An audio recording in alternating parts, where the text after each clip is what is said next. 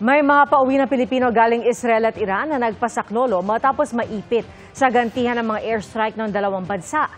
Nakatutok si Dano Tingkung. Sa gitna ng hidwaan ng Israel at Iran na nauwi ngayon sa pagtarget ng Amerika sa Iranian nuclear facility, sinabi ng Department of Foreign Affairs na walang Pilipinong nasaktan o nasawi sa Iran. 1,200, almost all are members of Iranian families, meaning nag-asawa na... Remember, you would remember, sir. Pero may mga nagpasaklolo. Ayon sa DFA, posibleng sa Huwebes dumating galing Iran ang 6 na OFW at 2 turistang naipit sa gulo. Halos 20 naman ang nagpahayag ng intensyong umalis ng Iran. Tinatrabaho na raw ng DFA kung paano sila maililikas. Sarado kasi ang airspace ng Iran at Israel at tanging komunikasyon lang palabas ng Iran ang nakalulusot. Na-announce namin na first batch na ng few OFWs should be leaving for Iran through Turkmenistan.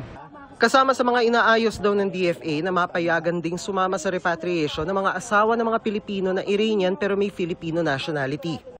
Sa Israel naman, 4 na turistang sinundo ng embahada natin matapos tumawid sa Amman, Jordan ang inaasahang darating ngayong araw. Bukas naman inaasahang darating ang nasa 26 na OFW at 1 turista. Sa kabila ng sitwasyon, ayon sa DFA, nananatili ang Alert Level 3 sa Israel at Iran.